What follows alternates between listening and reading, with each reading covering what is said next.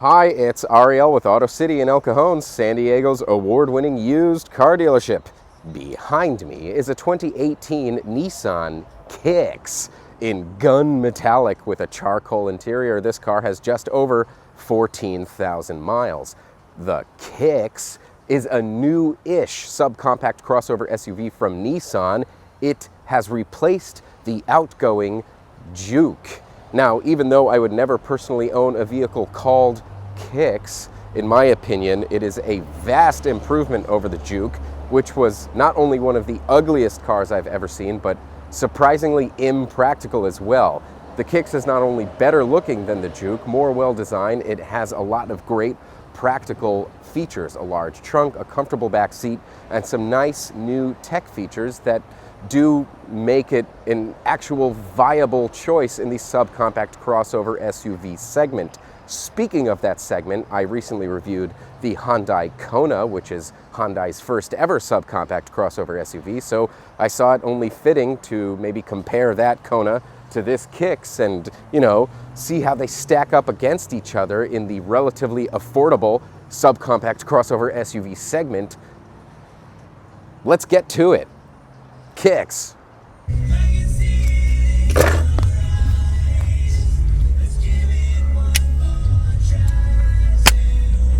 Oh, we got Sirius XM already in the car. Is it a free version or do we have the full thing? What I'm asking is, do we have Howard 100? Yes! Like yelled at. Like, what are you doing? What are you doing? Okay, let's get serious now. Let's drive this Kicks. The Kicks is powered, and I use that term very loosely, by a 1.6-liter four-cylinder engine. Paired with a continuously variable transmission, it delivers 125 horsepower and 115 pound-feet of torque. Those are some anemic numbers by today's standards. And this car's under-engineered lack of power will be demonstrated later in this video. However, it does achieve 36 miles to the gallon highway, which is better than most cars in this class, including the Kona. I also think, and I never thought I would ever say this about a Nissan, that it's actually a pretty good looking car and might just be better looking than the Kona as well. I mean, it's no Aston Martin, but it appears Nissan finally kicked whatever it was they were smoking and calmed their signature corporate design down a bit. The Kicks is a lot cleaner than the Juke, thereby more handsome, more confident looking, more well-composed and well-balanced. Blacking out the D-pillar as if to give the illusion of wraparound glass is a fairly common practice these days, and I happen to like the jagged lines and hard angles of this particular blacked out D-pillar. It looks good from the front, it looks good from the sides, and it looks good from the back. So hats off to you, Nissan, for this much-needed simplification of your designs. Now, if only you could hire some engineers who can actually build an engine for this car that is both fuel efficient and fun to operate, then we'd be on to something here.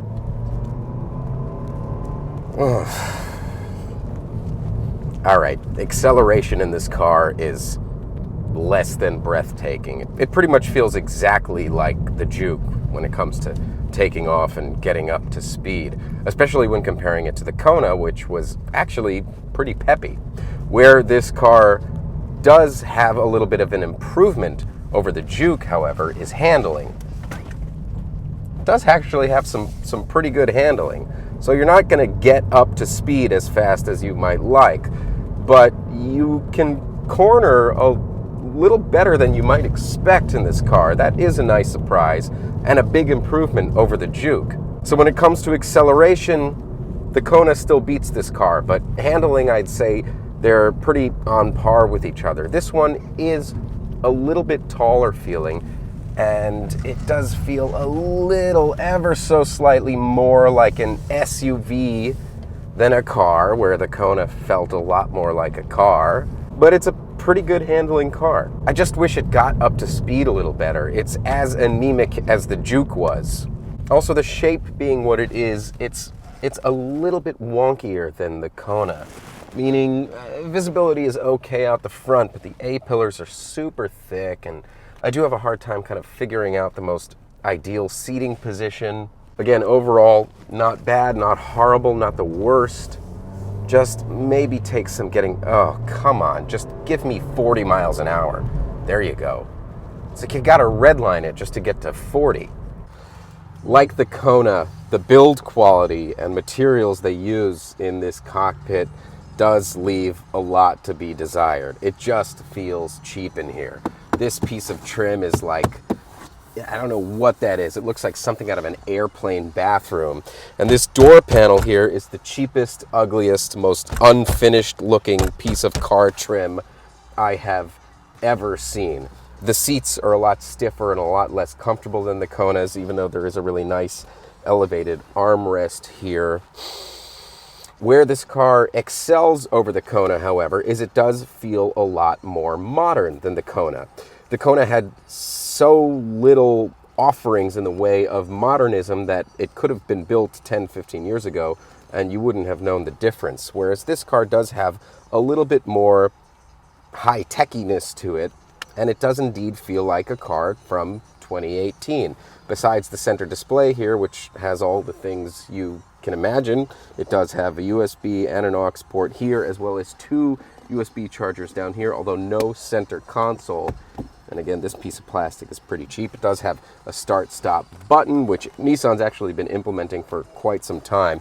And the most advanced piece of technology here is the instrument cluster, which is half analog, half digital. It has an analog speedometer, but no analog tachometer. Instead, you have this digital display where you can customize what you want to look at, if it's car menu items, if it's your audio display, your fuel economy, and it does have a digital tachometer built in. I'm a driver, I prefer to keep the tachometer on the screen there.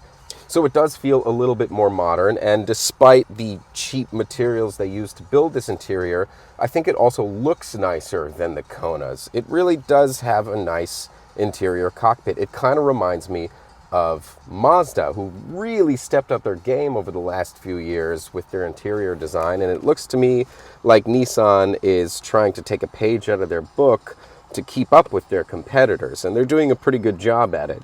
Looks a lot better than the Juke, I'll tell you that. The back seat, however, is a lot more comfortable than the Konas, and I'm not exactly sure why. The Konas wasn't horrible, but I just feel less claustrophobic back here. The bench is really high up. I have a nice view of everything. I don't think I would mind being a rear passenger in this car. It's kind of okay. There is no center console here, though, that folds down, so no armrests and no cup holders back here or anything like that. It's just, I don't know, I'm kind of comfy back here. Can't tell you why. The trunk, I got this better, bigger, deeper. It's nice and lowered here, so you have some protection with this lip here. There is no space under there, but it's still a lot more space than you do get in the Kona. And you also have a security lid, which the Kona did not have, so you can protect your valuables. Good, good. I like it. Once you do get up to speed eventually, however, it's pretty smooth, quiet, fairly comfortable. Again, the seats are a little stiffer than the Kona. The Kona had really comfortable seats. This feels a little bit more like my 3rd grade classroom. So again, zero power, very reminiscent of the Juke, better handling than the Juke, comfortable drive on a smooth road, plasticky suspension, not firm and sporty, not soft and plush, just very average. Okay visibility, a little bit awkward of a seating position. Certainly, by far not the worst car I've ever driven. That was the Juke. But definitely not the best. Look, I support good fuel economy, but we have now reached the point in automotive engineering where you can have efficiency and pep in one car, as demonstrated in Volkswagen's 1.8-liter 4-cylinder turbo, or Mini's 1.5-liter 3-cylinder, which is a total blast and super economical. Or how about the Kona, which was peppy? I like the kicks, hate the name, like the car. It has many redeeming qualities besides power, but in this day and age, there should be no excuse for sloppy under-engineering. But it's got a big trunk, so yeah. Okay, so the kicks, certainly a vast improvement over the Juke, excels in certain areas over the Kona, loses out in other areas to the Kona. The point is, if you're looking for a compact or subcompact crossover SUV, you have options. If you'd like to come take a look at this car or any other cars we have in our award-winning lot, come see us in El Cajon, San Diego, or check us out online at goautocity.com. Thanks so much for watching, and don't forget to like, comment, and subscribe. Keep driving. Auto City.